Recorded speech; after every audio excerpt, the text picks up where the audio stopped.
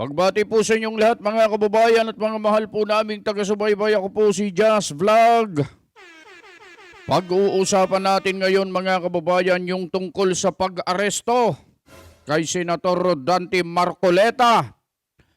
Pag-uusapan din natin ngayon yung bangayan, matinding sagutan ni Senator Risa Hontiveros at ni Senator Pia Cayetano. At atin ding mapapanood mamaya yung tila palaban na pahayag ni Senator Alan Peter Cayetano dito sa di umanong mga tuta ng Malacanang mga kababayan. Yan ang ating aabangan ngayon sa ating pagbabali-taktakan at huntahan mga kababayan. Handa na ba kayo?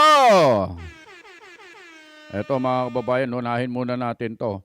Alam nyo kahapon mga kababayan, noong nanonood po kami ng programa sa Saganang Mamamayan, sa Net25 News and Information, hindi natin maiiwasan na makaramdam ng kalungkutan mga kababayan dahil sa pahayag ni Senator Rodante Marcoleta na hindi natin inaasahan.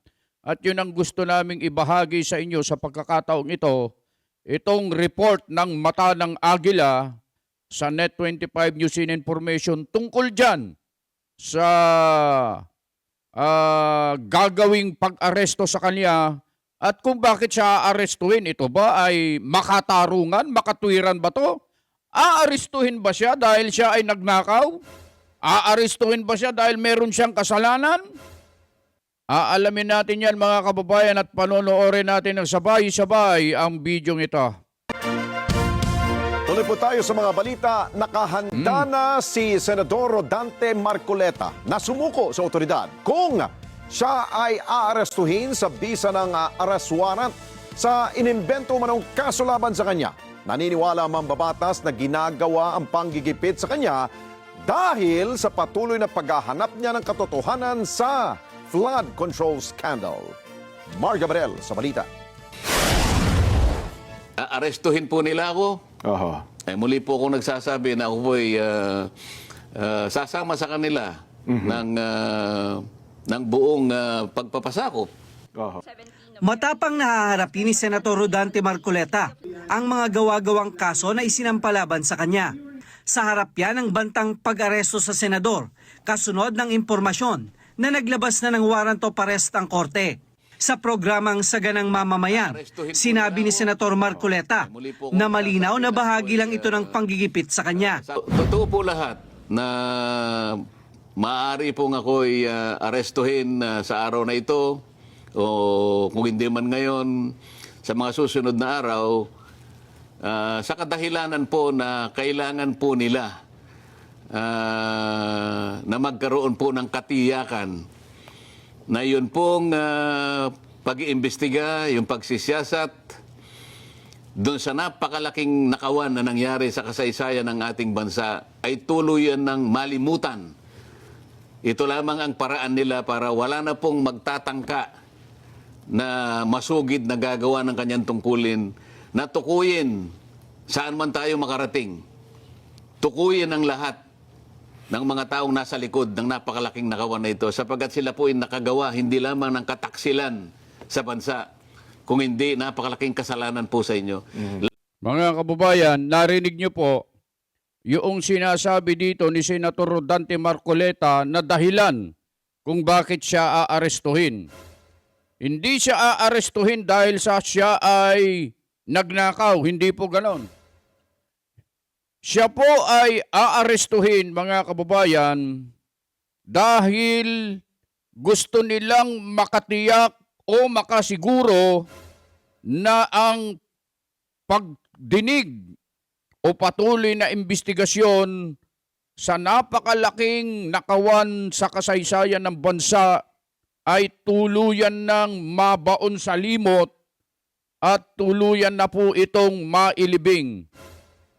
Yan lang po ang tanging paraan na magagawin nitong mga sangkot sa pagnanakaw na ito, ang siya ay ipakulong para nang sa ganun ay tuluyan ng patahimikin ang kaso tungkol dyan sa flood control scandal, mga kababayan.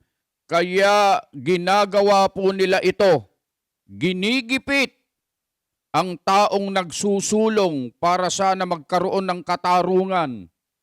Ginigipit, inuusig, tinatakot para nang sa ganun, mga kababayan, hindi na umusad ang investigasyon tungkol sa flood control scandal, mga kababayan.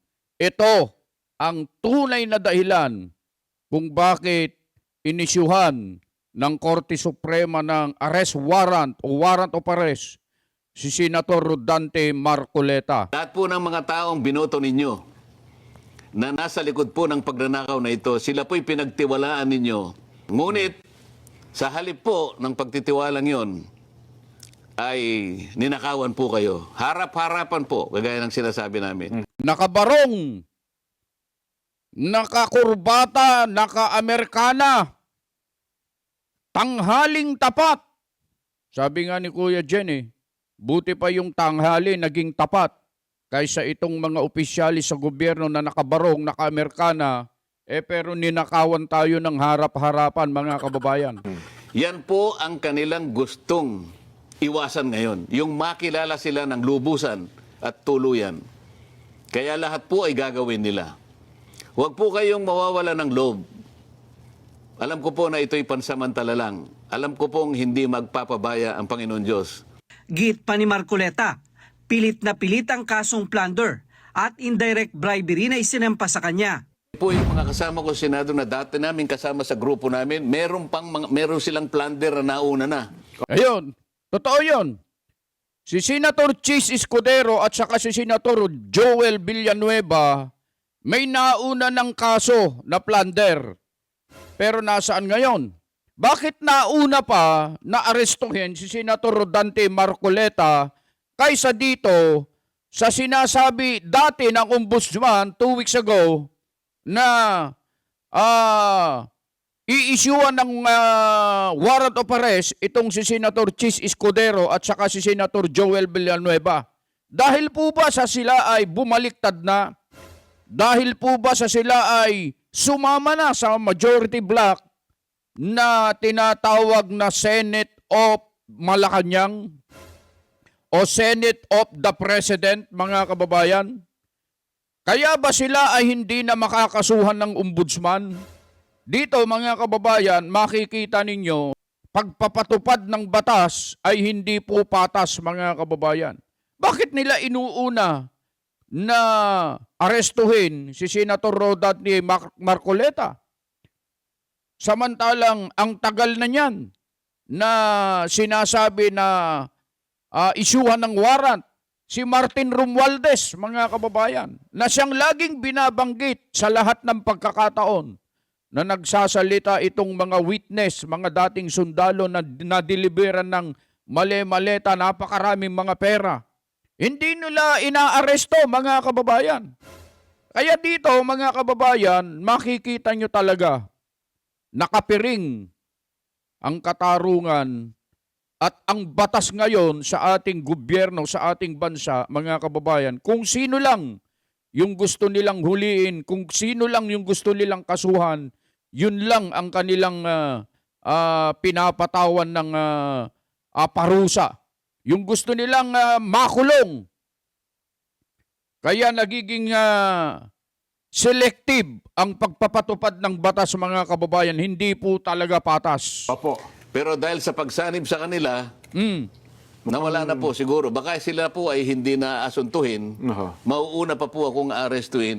Doon sa mga kasama namin dati na nangako na magiging intact kami. Walang hiwalayan, walang maghuhudas. Sabi ni Pero Boying, napansin na ninyo kung sino po yung naghudas. Wala naman Si Senator Joel Villanueva yon, mga kababayan, at saka si Senator Chis Escudero. Yang dalawa na yan ang naghudas na siyempre gusto nila na hindi sila makasuhan. Kaya po sila ay bumaliktad na at sumama na sa majority block, mga daw kababayan. siyang ninakaw na pera ng taong bayan. Hindi Wala naman po talaga, mga kababayan. Hindi po nagnakaw si Senator Rodante Marcoleta ng pera ng taong bayan? Bakit po siya ang ginigipit ngayon? Bakit siya ang aarestuhin ngayon? Hindi naman pala siya nagnakaw. Mga kababayan, kaya nakikita nyo kung ano ang nangyayari ngayon sa ating bansa, mga kababayan. Wala na po, hindi na po umiiral ang batas at ang katarungan. Di gaya ng mga dawit sa flood control scandal. Pero ako, imbento lang. Walang kaugnayan po sa public funds. Wala po ako ninakaw. Ang tanging kasalanan ko lang po sa kanila. Sa kanila, hindi sa taong bayan. Ay yung pilitin ko po na ituloy ang pagdinig diyan sa flood control projects, anomaly na yan. At mapanagot. Kasi At mapanagot natin silang lahat. opo, para mapanagot ang nasa likod talaga. Nasa sa kanila po yun. Nasa kanila na po yun. Kung talagang aarestuhin po nila ako, muli po ako nagsasabi na ako po ay sasama sa kanila. Liwanag sa akin yan na alam ng taong bayan na wala po akong kasalanan kung hindi yung maglingkod sa inyo ng buong katapatan. Ano man po yung gagawin nila. Ako po ay naniniwala na meron po tayong isang Diyos na mapagmahal. Maaari din daw na may kinalaman sa nalalapit na impeachment trial ni Vice President Sara Duterte ang planong pag-aresto at pagkulong kay Marcoleta. Wala naman daw siyang pinapanigan at magiging patas sa paghatol base sa mga ebidensya at sa itinatakda ng batas. Mga kababayan, dito po nagkakaroon ng kalituhan yung ating mga kababayan. Akala nila, mga kababayan, si Senator Rodante Marcoleta ay pumapanig sa mga Duterte.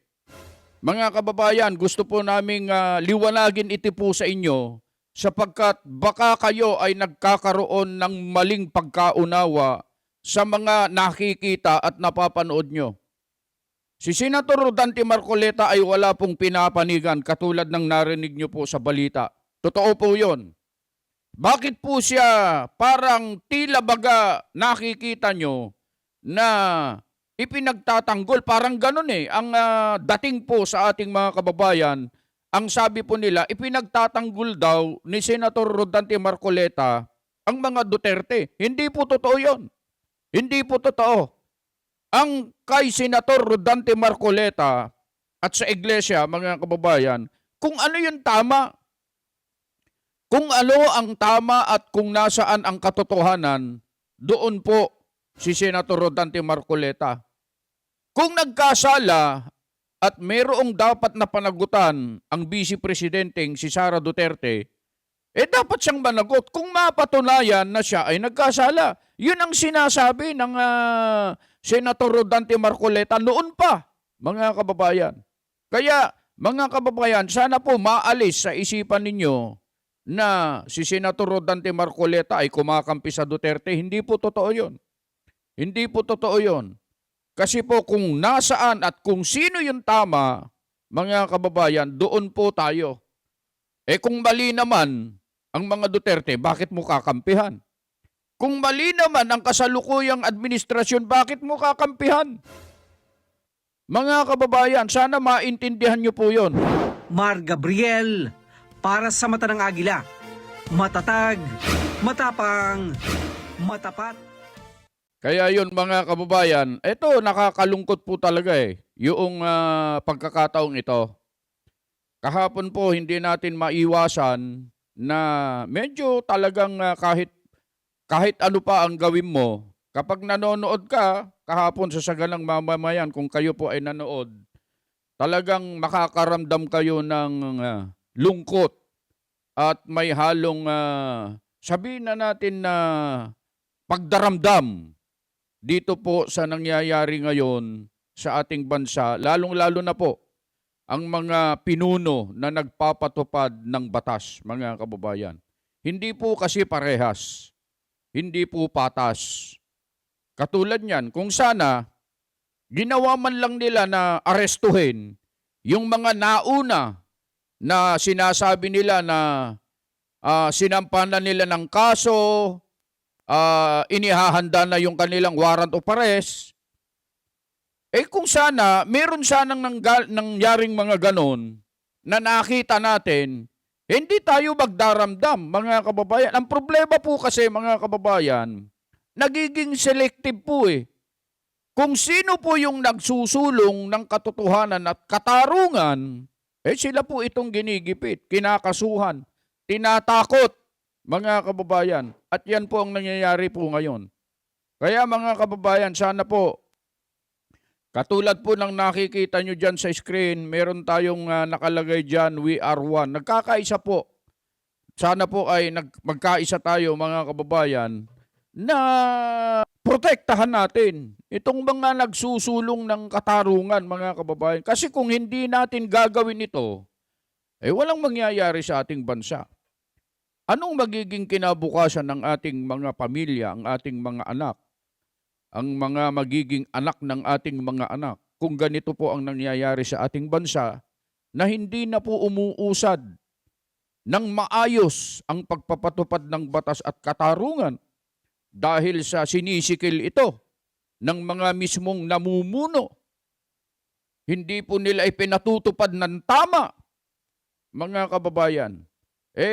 Itong nangyaring ito kay Senator Rodante Marcoleta, magiging isang ehemplo ito, mga kababayan, balang araw, maikukwento po natin sa ating mga apo, kung tayo po ay tumanda na, kung tatagal pa ang mundong ito, mga kababayan, na mayroong isang tao na tumindig para ipaglaban ang ating karapatan, ang ating kalayaan, laban sa mga buwaya na nagsamantala sa kabangyaman ng ating bansa, na patuloy na naghahari ngayon, walang takot na ginigipit ng kahit na sino man, basta't huwag maharangan, huwag mapigilan, at maipagpatuloy nila ang kanilang mga binabalak, mga masasamang binabalak, para nang sa ganon ay lalo silang makapagkamal ng salapi, makapagnakaw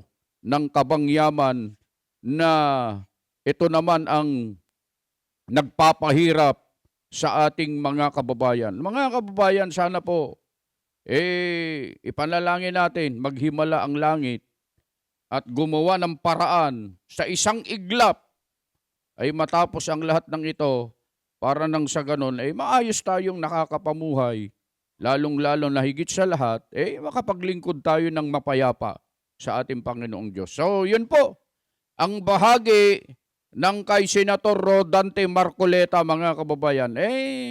Nagtataka po kami, mga kababayan, kasi kahapon po kasi talagang tiniyak na po in-announce na po ni Senator Marcoleta na talagang meron na pong naisyo na warrant of arrest para sa kanya.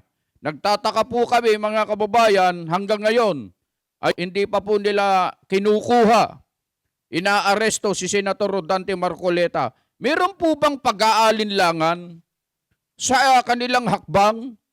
Meron ba silang pag-aalinlangan o takot na ipatupad ang kanilang inimbentong kaso para arestuin si Senator Marcoleta? Bakit hindi nila arestuin? Nakahanda naman yung tao. Kung sino yung nakahanda na magpa-aresto, hindi nila inaaresto. Pero yung ayaw maaresto, ito ang pinipilit nilang arestuin, mga kababayan. Kaya dyan makikita nyo, mga kababayan, yung pagkakaiba babantayan po natin yan, mga kababayan. Titignan natin kung papaano po nila ipatutupad ang batas at kung papaano po nila gagawin ito pag-aresto kay Senator Rodante Marcoleta, mga kababayan. Dito naman tayo kay Senator Alan Peter Cayetano naman. Ito, matindi ito, mga kababayan, ha. Alam yung si Senator Alan Peter Cayetano, mga kababayan, nagiging palaban na rin ito. Grabe po ito, magsalita pala. Hindi pala katulad ng pagkakakilala ko na ito po kasi ay napakahinhin magsalita. Pero matindi pala ito pagka ito ang bumira, mga kababayan. Gusto nyo malaman kung paano tumira si Senator Alan Peter Cayetano dito sa mga nakikita nyo dyan sa screen na 4 na yan? Panoorin nyo to, ha, mga kababayan, ha. Ito. Tito Soto and Senator Raffy Tulfo, at least sila tuta ng Malacanang. Ano daw? Si Senator Soto at Raffy Tulfo, at least sila anya ay tuta ng Malacanang. Pero si Erwin Tulfo, tuta lang ni Lacson. Pero si Erwin Tulfo daw, mga kababayan, ay tuta ni Lacson. Bakit kaya? Hindi siya tuta ng Malacanang. Hmm. 'Di ba? Kasi nga may hawak sa kanya si Senator Lacson. Ayun, yun pala. Meron palang hawak si Senator Ping Lacson kay Senator Erwin Tulfo. Ibig sabihin nung sinasabi niyang may hawak, meron siyang meron siyang pang-blackmail. Na pagka hindi ka sumunod sa gusto ko ilalabas ko ito. Parang ganon ang ibig niyang sabihin, mga kababayan. Na alam sa kanya. Alam ni Senator Ping Lacson yun tungkol kay Erwin Tulfo. Kung sasabihin mong tuta, ano si Senator Lacson? Hindi na po tuta si Senator Lacson, aso na po siya. Ayun matindi yung banat niya rito, mga kababayan Kaya kung sasabihin mo anyan tuta si Senator Lacson, hindi na po siya tuta. Aso na po si Senator Ping Lacson. Yun Matindi ka pala, Senator Ping Lacson Anong klase? Doberman, German Shepherd, Bulldog, Shih Tzu, anong klaseng aso? Matagal na po matagal na Matagal Okay. na raw. But ano ang ibig ko sabihin sa aso? Mm. Anong klase? Iba-iba kasing klase ng aso. Yun na. Yung kayo po, pagka may utos sa inyo, kayo ay nag-asikaso. Meaning Tama. you take care of it. Mm. Meron din pong aso-kaso. Aso-kaso. Ang galing. Ang galing Kung kayo ay nag-aasikaso. And then meron ding yun? Ulitin nga natin, maganda yung sinabi niyang yun Pagka may utos sa inyo, Oh. kayo ay nag-asikaso. Meaning you take care of it. Meron din pong aso-kaso. Aso-kaso. Ano yung aso-kaso? Oh. Tatahol yung aso, kakasuhan. Tatahol yung aso, kakasuhan. So, ganun din ang ginawa nila ngayon sa Senado. Ganon ang ginawa nila ngayon sa Senado. Pagka may tumahol, pagka may nagsalita laban sa kanila, kinakasuhan po nila, mga kababayan. Totoo yun. Pag upo ko, tumitingin din sila kasi katulad, alam niyo naman si 14, di ba? Si 14, ilan meetings nag-attend siya, nagkikwento, nagsama na ng sitwasyon. Etong si Senator Lacson, kung ano nang ginagawa.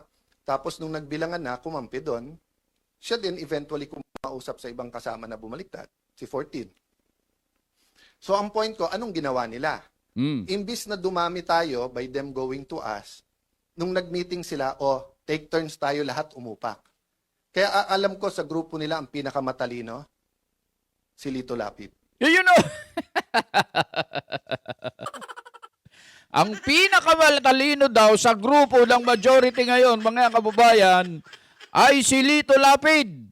Bakit kaya? Bakit kaya nasabi ni Senator Alan Peter Cayetano na ang pinakamatalino sa grupo nila ngayon, itong mga majority block, ay si Lito Lapid? Panoorin pa natin. Kasi si Lito, parang kasama nyo na ako, pero wag nyo nang asahan, umupak pa ako. Ayun inaasahan pa nila na magsalita pa. Hindi kasi ganun si Lito Lapid. Tahimik na tao yan, mga kababayan. Kung sila man ay umuupak, nagsasalita rito, pasaring doon, patutsyada rito, itong mga nakikita nyong apat dyan sa likod ni yan ang ginagawa nila. Itong si Lito Lapid, tahimik lang. Kaya sabi ni Senator Alan Peter Cayetano, si Lito Lapid ang pinakamatalino sa kanila. Di ba? I mean, si Lito's the most honest and practical. We're here together, this is politics. Pero wag na tayong gumawa ng imbento tungkol sa kasama natin. Pero sila, nag-take turn sila. Liberal, kayo naman. Rafi Tulfo, ikaw naman. But makikita Yun ang nakikita natin mga kababayan. Kaya napapansin ninyo, panay ang pa-interview dito, pa-interview doon, post dito, post doon ng mga media. Itong mga media na sinasabi ni Senator Marcoleta na mga bayarang mga media, mga kababayan. Ikaw naman, magsabi ka naman, pa-interview ko naman, tirahin mo naman. Sa susunod, ako naman. Sabi naman ni Lacson, sige, ako din na bukas. Mga ganyan ang style ng mga ito. mo yung diferensya nila eh. Sabi ni Rafi Tulfo, hindi daw sila Malacanang. In other words, hindi sila tuta. Okay. But doon mo makikita yung graduated din experience. Bakit? Kasi si Senator Tito Soto and Senator Raffy Tulfo, at least sila tuta ng Malacanang. Mm. Pero si Erwin Tulfo, tuta lang ni Lacson. Hindi siya tuta ng Malacanang. 'Di ba? Kasi nga may hawak sa kanya si Senator Lacson Ayan. na alam sa kanya. Mm. Yung sinabi niya na may 3 kumausap na wag pumirma. Unang-una, yung 2 kakampi na nila. Pangalawa, yung kakampi nilang isa, nagsabi nakwento din sa akin yon. Sinabi kay Erwin, kami ang ginaganito ngayon. Ito ang hawak sa'yo. 1, 2, 3, 4, 5. Isang araw, ikaw gaganon. Kaya nung una, hindi rin pumirma si Erwin. So, yun ang mahirap sa Senado. 24 lang kami. Araw-araw kami nagkwekwentuhan.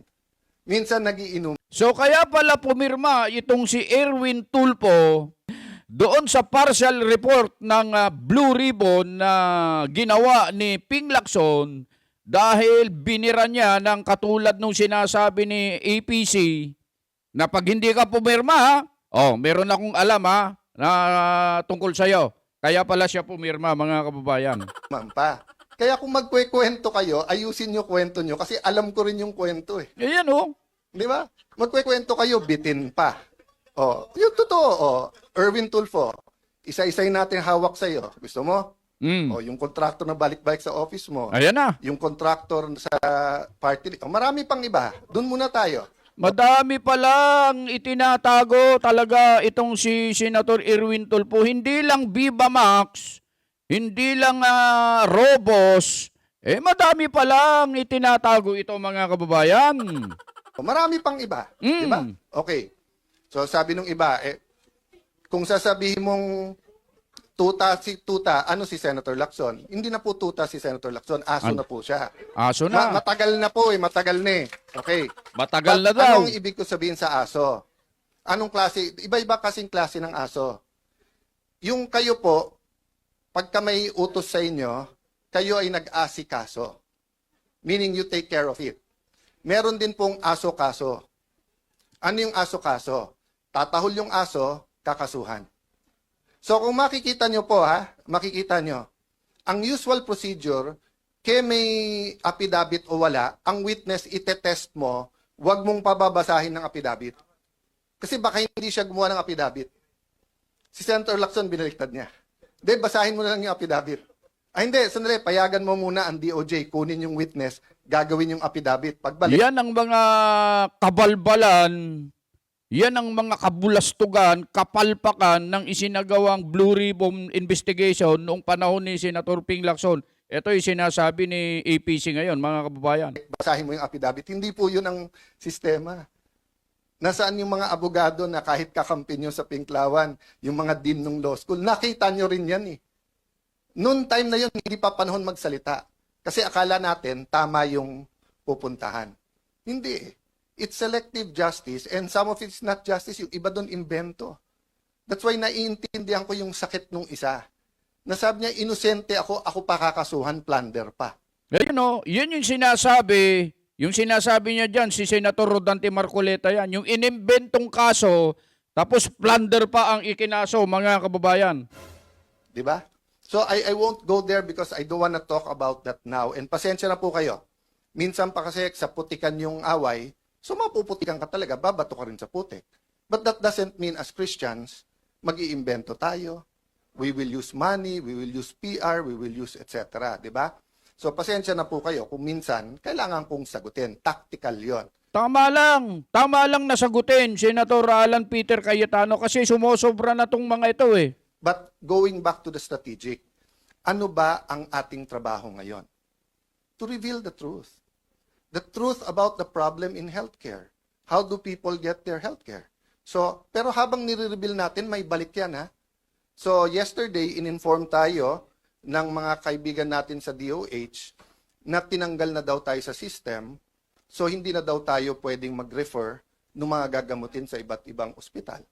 That might be the price we have to pay. And we know, we don't have enough personal resources para ipagamot lahat. Pero, we have enough resources to hire buses. So kung by Monday o Tuesday, DOH, hindi kayo mag-ayos, ibubus ko lahat ng kamag-anak ng pasyente para mapirmahan nyo, para mapagamot yung mga pasyente. Kasi hindi naman ako aatras eh. Di ba? May sakit sila, ang dami-dami yung pera, abroad ka ng abroad, Mr. Secretary. Picture ka ng picture kasama ng mga nasa vape. Di ba? O, tapos, flu shots lang, hindi nyo mabid, hindi makasama. Tapos just because ang tingin mo, wala na ako ngayon sa paningin ng Malacanang, tatanggalin mo yung privilege namin. Oh, Senator Lacson, sir, sabi mo, hindi pwedeng gamitin ang AIX, hindi pwedeng gamitin ang tupad, hindi pwedeng gamitin ang MAIP sa politika, at hindi dapat nag-iipitan. Oh, sir, nagsusumbong ako sa iyo. Kung hindi ako magsumbong sa iyo, magsusumbong ako sa Tulfo. Oh. Ay, Ping Lacson! Attention, Ping Lacson, makinig ka kay APC. Pero, hindi kay Erwin at hindi kay Rafi. Doon ako kay Ben magsusumbong kasi si Ben walang kontrata sa gobyerno eh. 'Di ba? Walang tinatago eh, walang ano, 'di ba? I'm not close to Mon Tulfo. I'm one of his punching bags even during the time of Duterte time. Pero si Mon wala rin kontrata sa gobyerno sa pag-alam ko. So I respect him. Even if he's not in favor of what I'm doing, kahit tinitira niya ako. I also respect Ben, nakikita-kita ko, di ba? Pero si Erwin at si Rafi, paano ko rerespetuhin ko? Paano ko rerespetuhin? Eh, di ba, alam ko kung sino kayo, anong ginagawa nyo, alam ko kung anong hawak sa inyo. Ayun o. Itong mga ito, kaya pala pilit na gumagawa ng paraan para matanggal si APC sa pagiging Senate President dahil marami palang alam ito, mga kababayan, tungkol sa mga tulpong ito, mga kababayan. Tapos aaraw-arawin nyo ako sa media. Magdebate tayo, sabihin nyo yung topic, yung debate ng katotohanan, debate ng flood control, debate ng contractor, di ba? Hindi papayag yung mga yan. Wala namang sinabi yung mga pagka-debate, ayaw nila yan. Pagka ang sasabihin mo, yung away mag-asawa, problema ng gwardya, yung mga hinuli ng pulis, pagkatapos yung babastusin yung opisyal ng pulis, dyan sila magaling. Pero debate, nako, hindi mo maaasahan yan, APC. Huwag tayo magdebate ng kung ano-anong gusto nyong topic na nililihis nyo lang sa mga nangyayari. So again, mga kasama, tama yung narinig nyo, inuumpisahan na kami. Actually, to be fair ha, for a long time, Senator Amy and Senator Bongo, pinagtatanggalan din ng mga pondo. Grabe, ano? Senator Amy and Senator Bongo, pinagtatanggalan din ng mga pondo, mga kababayan. Kaya wala talaga eh. Hindi talaga patas. Itong mga nangyayari ngayon sa Senado, mga kababayan, itong mga ito, sumusunod po kasi sa kung ano yung ididikta sa kanila nung may hawak sa kanila, mga kababayan. Kapag sinabi, ganito gawin nyo ha, kailangan na mangyari ito. Kapag hindi nangyari ito, mayayari kayo sa akin. Parang gano'n ang nangyayari dyan, mga kababayan. Kaya itong mga senador na ito, na ngayon ay nasa majority, kaya nga, galit na galit ang mga tao sa kanila, mga kababayan. Totoo yun. Paano natin natitiyak yan? Subukan ninyo. Paselan yung mga social media account ng mga ito. Tingnan ninyo pag nagpo-post sila, tingnan niyo yung reaksyon ng mga tao. Puro pinagtatawanan sila, naka-angry, emoji. Yan ang mga reaksyon ng mga tao sa kanila. Ibig sabihin, wala na pong naniniwala sa mga taong ito, mga kababayan. Yan po ang totoo. Kaya mga kababayan, mabuti na lang itong si Senator Alan Peter Cayetano, ano na to? Lumalaban na rin, mga kababayan ha. Hindi na katulad dati na mahinhin siya. Ginagawa niyang ano lang, medyo smooth lang. Pero yung mga tirada niya, mga kababayan, masakit yun. Tumatagos yun, mga kababayan. Dito na tayo. Kaya, eto mga kababayan, napanood nyo na po siguro to. Pero gusto kong ipapanood sa inyo kasi Binigyan po kasi ito ng reaksyon ni Ted Filon eh. Yung mainit na usapan ni Senator Pia Cayetano at saka ni Senator Risa Hontiveros.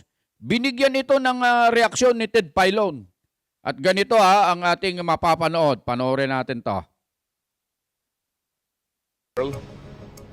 Ito nga pong aking binabanggit kanina na kahapon, Mm. ang kainaman po dito po sa pangyayari na merong minority ngayon na perhaps dahil din po sa naging mga enkwentro ho nila ng mga kapwa senador ay magiging mas mabusisi sa mga ipinapanukala ng bawat isa.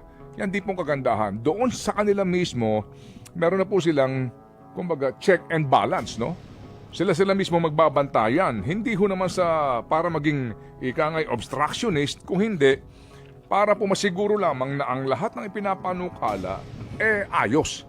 Hindi dahil sa magkakaibigan, dahil sa kumare, o dahil sa nahatiran po ng mahablangka, o chicharon, o anuman, okay lang kung okay doon sa mga ipinapanukala. Maganda ho, at babalikan ko nga, itong ipinupunto kahapon ni Senator Pia.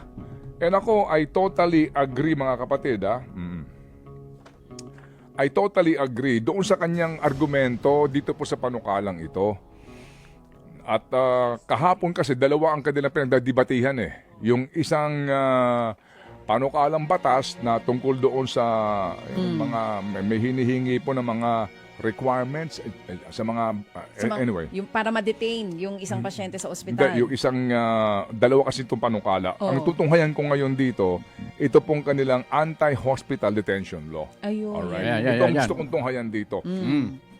Tama po dito si Senator Pia eh. And with all due respect kay Senator Risa Hontiveros, mabuti nga naman po at hindi ito agad pinalusot.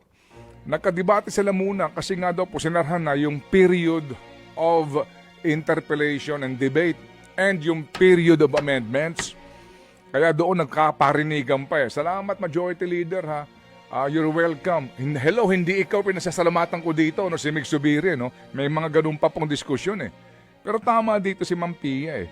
Kasi po mga kapatid, ang tinutukoy niya rito dahil sa nagpasa po, kumbaga, ng isang panukala na hindi klaro kung sakasakali po, no, na nag-promissory note nga yung pong pasyente. Kasi nga po, ang sinasabi, tanggalin na daw po yung promissory note requirement. Na sinasabi po ni Ma'am Risa Hontiveros doon sa kanyang panukalang batas. Tanggalin na po yung promissory note requirement. Kasi nga po may mga ospital na hindi po pinapayagan na makalabas yung pasyente o makuha yung bangkay nung namatay ng pasyente kapag hindi ka muna nagbabayad. Tama. So, ang nangyayari po usually dyan ay either humingi ka ng guarantee letter sa politiko o government office or mag-promissory note ka. Ang sinasabi po ni Ma'am Pia Cayetano, sandali lang, kung yung ospital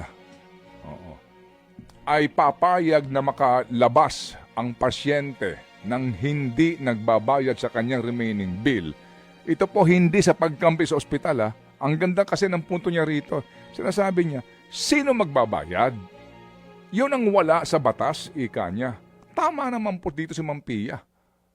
Tama siya kasi dapat mo rin maunawaan na yung ospital umaasa rin naman sa kanila pong kinikita sa kanila pong mga bills ng kanilang mga pasyente. True. May PhilHealth, mayroong health insurance. Uulitin ko, hindi po sa pro-hospital ka dito. Ang binabanggit lang po dito ni Ma'am Pia, ilagay natin sa batas. Ilagay sa tamang konteksto. Hindi. Tsaka linawin, yun din ang sinasabi lang niya. yun. Ilagay mismo yung provision. Sino magbabayad? Kasi ang hirap po dito yung, sorry po, pasintabi po sa lahat, kay Ma'am Risa, mahirap kasi papogi ka ng papogi sa batas eh. Ay, oo, pabogi kasi ng papogi sa batas si Risa Hontiveros, mga kababayan. Alam nyo si Risa Hontiveros, alam nyo si Senator Risa Hontiveros noong nagdebate sila ni Senator Pia Cayetano. Mga kababayan, kung napanood nyo yun, nakakahiya. Sobrang nakakahiya. Kasi po, kung ano-ano yung mga sinasabi ni Senator Risa Hontiveros, wala naman sa bill. Ha? Kaya kinu-question on live TV, on national TV, mga kababayan, napapanood ng buong mundo na ipinahiya ni Senator Pia Cayetano itong si Risa Hontiveros, itong sinasabi ni Ted Filon. Totoo ito, mga kababayan. Papogi lang po ito eh. Ang gandang pakinggan, ang sarap pakinggan, anti-hospital detention law na ipasa namin. Nung naipasa na, ang problema, paano yung implementasyon? So ipapaasa mo na naman doon sa IRR. So yung IRR mismo, usually kine-question din yan kapag yung IRR mismo ang naging kumbaga main law. Implementing rules lang eh. So ang request po naman dito ni Ma'am Pia, ika niya, pwede ba natin klaruhin lang yan? Oh, Ang punto rito, mga kababayan, kapag nagpasa ka na ng batas ng isang bill, dapat kumpletos rekados na. Nandun na lahat ng detalye, hindi yung nabibitin po kasi rito, tama eh. Tama si Senator Pia at tama si Ted Filon. Hindi nila kinumpleto po kasi. sino ang magbabayad? Hindi pa pwedeng lumabas yung pasyente nang walang kasiguraduhan. Paano naman makukubra kung legal naman ang lahat ang dapat bayaran ng ospital? Matakin nyo yun? Ilulusot nila yung ganong batas nang hindi na pag-iisipan na naman. Kaya, Senator Risa Hontiveros, ang ibig lang sabihin dito ni Ted Filon, pagka nagpasa ka ng batas, pag-isipan mo namang mabuti, hindi yung pasa ka na lang ng pasa, hindi mo pinag-aaralan at hindi mo pinag-iisipang mabuti. Bakit? Ano ito? Nagmamadali na naman. Of course, no, kasama sa accomplishment niya, napasa namin ng gantong batas, etc. Yun. Tama, si Manong Ted. Yung accomplishment, yan. Para lang may masabing, may naipasa akong batas ha. Eto, dagdag na naman sa points ko, sa papogi ko ito ha. Mga kababayan ha, may naipasa akong batas tungkol sa ganito, hospital ha. Mga kababayan, napakagandang pakinggan talaga. Pero may loopholes eh. Merong kulang eh, hindi kompleto eh. Iaasa mo sa IRR, Senator Risa Hontiveros, paano yan? Pero sa implementasyon na, may problema. Ilan na pong batas ang ganyan? Naalala nyo, doble plaka law. Ganun at ganun din. Abay, nagmadali sila. Si JV. Ang daming nabwisit nun yan. Yung doble plaka, naku, napakaraming mga Pilipino ang nabwisit dyan. Hindi ko na isa-isahin pa sila. Nagmadali, doble plaka law. Nung implementasyon na, Diyos ko, ang daing sabit.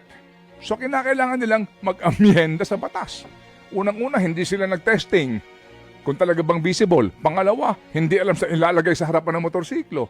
Ang daming issue, yung gastos, etc.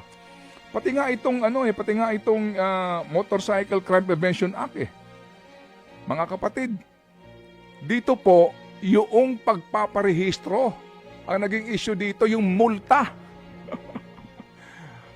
Ito po, nagising sila sa katotohanan na ang laki ng multang kanilang ipinapataw doon po sa mga pagbili mo ng segunda mano na motorsiklo, hindi ba? Bumili ka segunda mano.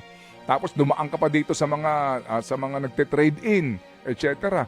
O hindi ka agad na ipalit yung pangalan ng ownership. 20,000 ka agad ang multa.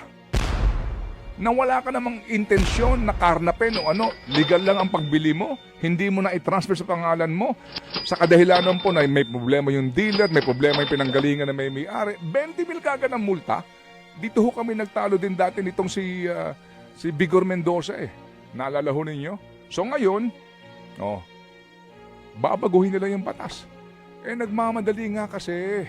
Kaya mahirap magmadali pagka sa yung mga ganyan, pagka batas ang pinag-uusapan. Hindi basta't makapagpasa ka lang, may nasabi lang na may naipasa kang batas, hindi mo pinag-aralang mabuti, nagmamadali ka, pagkatapos noong ma-implement na, napakaraming mga problema ang lumalabas. Minamadali for pogi points ang kadalasan.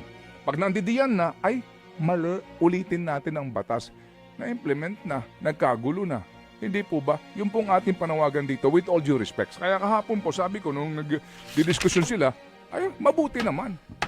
At napag-usapan nyo yan. Otherwise, lumusot yan. Kung hindi na ho nakialam ang iba, lulusot, and then third reading, approve na kaagad ng batas, press conference, at kami ang pogi dito, nung in-implement na, nga. Yun eh. Nung inimplement na nga. Parang yung ibig sabihin dito ni Manong Ted, Senator Risa Ontiveros, huwag kang tatanga-tanga. Batas yan eh. Kailangan, pag nagpasa ka ng batas, pag nagpasa ka ng bill, nung binabasa mo nga, wala sa bill eh. Kaya nga pinagtawanan ka ni Senator Pia Cayetano eh. Yung binabasa mo, hindi nakasulat dun sa bill, wala sa bill. Hindi ganon. Lumalabas, parang gusto mo lang magpabida, magpasikat, masabi lang na may naipasa kang batas, hindi mo pinag-aaralan. Yun ang ibig sabihin dito ni Manong Ted. Hindi lang niya masabi, kaya ako na nagsasabi, Senator Risa. Hindi pa rin may implement kasi may butas sa batas. May butas. Think about it. Think about it. Talaga pag-usipan mabuti, mga kababayan. Alam nyo, mga kababayan, itong mga senador po kasi nagpapasiklaban po ito nagpapasikatan Papogi ba? Pasa dito ng batas, pasa doon, hindi pinag-aaralang mabuti. May maipasa lang na batas. Katulad nitong mga kung ano-ano ang ginagawa nilang batas. Yung batas ni Kiko Pangilinan, na yung mga bata, kahit na kung ano na ang gawin, hindi pwedeng ikulong. Ang batas na ginawa ni Kikong ito, dapat maamyendahan nito, dapat managot para nang sa ganun, bata pa lang, maturuan na ng wastong asal. Kaya, mga kababayan, dito nakikita ninyo kung sino talaga ang may utak, kung sino talaga ang magaling, at nagmamagaling. Kung sino ang marunong at may alam sa nagmamagaling at nagmamarunong lang, mga kababayan. Kilala nyo kung sino-sinong mga senador yan. Pagka tumayo sa plenaryo yan, alos hindi nagbabasa at hindi tumitingin sa kodigo yan.